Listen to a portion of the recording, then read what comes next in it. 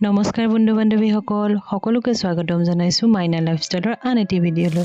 বন্ধুসকল মই আজি কঁঠালৰ আচাৰ বনাব খুজিছো, তাকে ভাবিলো আপোনালোককো দেখুৱাও। আহকচোন বন্ধুসকল কেনেকৈ বনাইছো তাকে চাওঁ। বন্ধুসকল মই প্ৰথমে মজলীয়া আকাৰৰ এটা কঁঠাল লৈছো। কঁঠালটো কাটি ভালদৰে ধুই এতিয়া এখন কেৰাহীত মই কঁঠালখিনি দি নিমখ হালধি দি এইখিনি বইল কৰি ল'লো।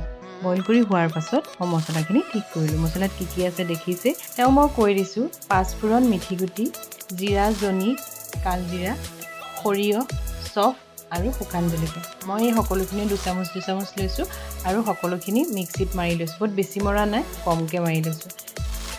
এতিয়া মই ইয়াতে তেল গৰম কৰি পাঁচফোৰণ, মিঠিগুটি, জিৰা, জনি দি দিছোঁ। ইয়াত কিন্তু মই সৰিয়হ দিয়া নাই দেই, তাতে অলপমান হালধি দি দিছোঁ। হালধি মই সিজাওঁতেও দিছিলোঁ, কিন্তু হ'লেও মই ইয়াত অলপমান দি দিছোঁ আৰু লগতে মই ইয়াত অকণমান ৰঙা জলকীয়া গুড়ি দিছোঁ। এই সকলোখিনি দিয়াৰ পিছত মই ইয়াত এতিয়া সিজাই থোৱা কঁঠালখিনি দি দিছোঁ। কঁঠালখিনি দিয়াৰ পিছত মই যিটো মিক্সিত মাৰি থৈছিলোঁ মছলা, সেই সকলো মছলা মই ইয়াত দি দিলোঁ। দি দিয়াৰ পিছত আৰু মই এতিয়া ভালদৰে লৰাই দিছোঁ।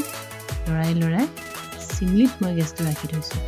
সকলোখিনি ভালদৰে লৰোৱা হোৱাৰ পিছত 5 মিনিটমানৰ পাছত মই গেছটো অফ কৰি দিছোঁ আৰু এইখিনি ঠাণ্ডা হ'বলৈ এনেদৰে ৰাখি দিছোঁ।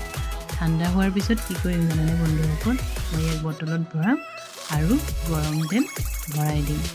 ফুলকৈ গৰম তেল ভৰাই মই আচাৰটো ৰ'দত দি দিম। বন্ধুসকল মোৰ এই ভিডিঅ'টো চাই যদি আপোনালোকৰ ভাল লাগিল তেতিয়াহ'লে মোৰ ভিডিঅ'টো লাইক কৰিব আৰু মোৰ চেনেলটো ছাবস্ক্ৰাইব কৰিবলৈ নাপাহৰিব। ধন্যবাদ।